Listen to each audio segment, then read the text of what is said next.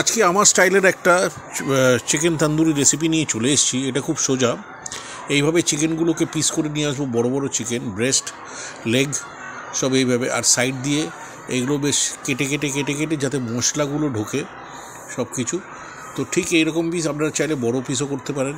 এবার first of all ওটাকে ভালো করে ধুয়ে এবার আদা রসুন পেস্ট যেভাবে মেশাচ্ছি, মিশিয়ে ভালো করে এবার তার সাথে একটু লাল লঙ্কা, এবার গুঁড়ো লঙ্কা, কাশ্মীরি মির্চ এটা দিচ্ছি। কাশ্মীরি মির্চ দিয়ে একটু ঝাল লঙ্কাও দিতে পারেন যাতে একটু ঝাল ঝাল থাকে।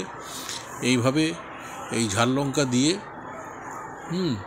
এটা আমরা স্ট্যান্ডিং টাইম এইভাবে রেখে দেবো কিছুক্ষণ। সঙ্গে একটু নুন দিয়ে যাতে নুনগুলো একটু ঢোকে, সামান্য পরিমাণে নুন, মানে স্বাদ অনুসার যেটা বলে। আর এটা হচ্ছে অল্প একটু ভিনিগার দিয়ে দিলাম যাতে একটু ভালো করে মজে, অল্প স্লাইট ভিনিগার যাতে একটু ভেতরটাও সফট হয়। আর এই এরকম হাতে ইয়ে করে আমরা এটাকে ওইভাবে রেখে দিলাম। এইবার আমি আরেকটা পাত্রে এই সর্ষের তেল হচ্ছে সবসময় সর্ষের তেলই দিতে হয়। এই সর্ষের তেলে আমরা কী কী দেবো এবার একটু দেখুন। এবার আসল জিনিসটা হচ্ছে দই। এটা হচ্ছে হাঙ্কার্ড। এটা অলরেডি ইয়েটা নিগড়ানো আছে।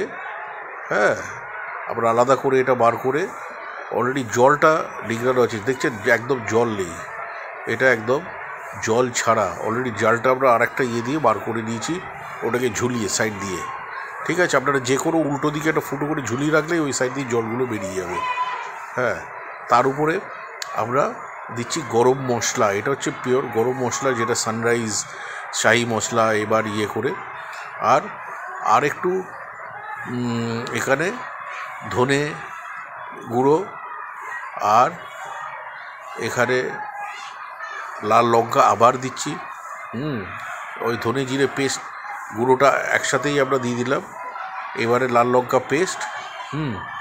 এবার আবার আরেকটু এতে ম্যারিনেশনে নুন দিতে হবে যাতে ওই মিশ্রণটা নুন থাকে। এবার এটা আমরা একটা স্প্যাচুলা একটু চিনি দিলাম, আর একটু মরিচ দিলাম।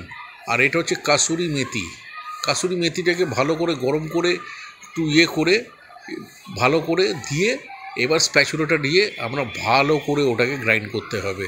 দেখছেন কালারটা কত সুন্দর চেঞ্জ হচ্ছে, এত সুন্দর গ্রাইন্ডিং হচ্ছে। এখানে আবার গরম মশলা আলাদা, যে জয়িত্রী, জায়ফল, শাহি মরিচ, ইলাইচি, দারচিনি থেকে আরম্ভ করে সব কিছু আলাদা করে অলরেডি গ্রাইন্ড করা আছে। সেটা বাজার থেকে একসাথে বললেই কিনে দেবেন। গ্রাইন্ড করে রাখা মশলাই কেনা ভালো, সেটা বাড়িতে আপনারা গ্রাইন্ড করে নিতে পারবেন। গোটা মশলা অলওয়েজ বাজার থেকে কিনে নিয়ে আসবেন। এবার এরকম করে এই মিশ্রণটাকে এইবার ওই যে মশলাটা গ্রাইন্ড করা হয়েছিল বিরিয়ানি মশলা, এর উপরে আমরা ছড়িয়ে দিলাম, পুরো ছড়িয়ে দিয়ে এবার এটাকে আবার ভালো করে মিশ্রণ করব। আর অল্প কাশ্মীরি মির্চ আর একটু দিয়ে দিলাম যাতে টেস্ট হয়। এতে আপনার ফুড কালারও দিতে পারেন, লালচে টাইপের, যখন ওই তান্দুরি চিকেনটা দেখেন লালচে টাইপ হয়। তো এইটা প্রায় আধা ঘন্টা 45 মিনিট ওইভাবে ওই জলে আছে, অনেকটা ঢুকে গেছে। এইবার আমরা মশলা দিয়ে এটাকে ম্যারিনেশন করব। মশলাটাকে ভালো করে আমরা এর ভেতর খাঁজগুলো যে আছে কাটা ওর ভেতরে মশলাগুলোকে ঢোকাবো, যাতে মশলাটা ভালো করে ঢোকে। মেন দিক হচ্ছে যত মশলা ঢুকবে, যত এইসব ঢুকবে, তত টেস্টটা আরও ভালো বাড়বে। এইবার এইভাবে এরকম মশলা ঢুকিয়ে এরকম করে আমরা ঘন্টাখানেক এটাকে ম্যারিনেশনের জন্য রেখে দেবো। ঘন্টাখানেক পর এবার কড়াই একটু তেল দিয়ে, আমি কিন্তু গ্যাসে সেঁকছি না, গ্যাসে সেঁকাবারে গ্যাসটা খারাপ, মানে গর্তগুলো অনেক সময় নোংরা হয়ে যায়, জ্বলতে চায় না।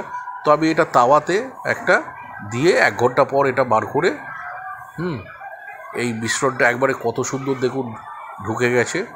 এইবার আমি কিন্তু ফুড কালার ইউজ করিনি, হ্যাঁ, যেহেতু আমি ফুড কালার খাই না ওই জন্য আমি ইউজ করলাম না। আপনারা ইচ্ছা করলে ফুড কালার ইউজ করতে পারবেন। হ্যাঁ, এই কড়াতে একটু তেল দিয়ে এইবার অলওয়েজ সর্ষের তেল, এবার একটু তাওয়াতে আমরা দিয়ে দিলাম সব কটা। এইভাবে তাওয়াতে এটা একদম ভালো করে এপিট ওপিট করে খালি জাস্ট অল্প তেল দিয়ে ব্রাশ তেল দিয়ে এপিট ওপিট খালি করবে যতটা মশলা ঢুকছে। এই যে কত সুন্দরভাবে এটা দেওয়া হচ্ছে। এইভাবে এরকম করে এটা দিতে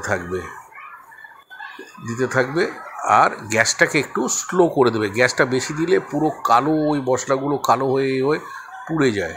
হ্যাঁ, এবার গ্যাসটা স্লো হয়ে স্ট্যান্ডিংটা আপনারা ঢাকাও দিয়ে দিতে পারেন। আমি এখানে ঢাকা দিয়ে দিন।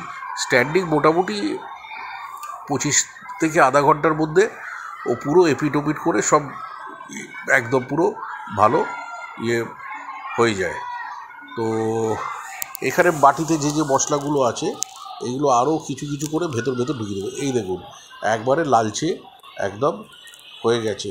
এবার এটাকে আমি যতটা ভেতরে এবার করে দেখব কতটা কি আছে। এবার দেখে নিচ্ছি, এবার ঠিক হচ্ছে, একদম পুরো ওই কালার এসছে। এবার আপনারা একটু আগুনে সেঁকে নিতে পারেন। আগুনে না সেঁকলেও হ্যাঁ আপনারা এটা একটা পাত্রে চারকোল এনে একটা ঢুকিয়ে একটু ঘি দিয়ে ভেতরটা স্মোকি ফ্লেভার যদি চান একটা পাত্রে ওটা ঢাকা দিয়ে আর ওটা জ্বালিয়ে দেবেন, তো ভেতরে স্মোকটা গ্যাদার করে স্মোকি ফ্লেভার হয়ে যাবে। তারপর একদম সুন্দরভাবে। আশা করি ভালো লেগেছে। সাবস্ক্রাইব করবেন।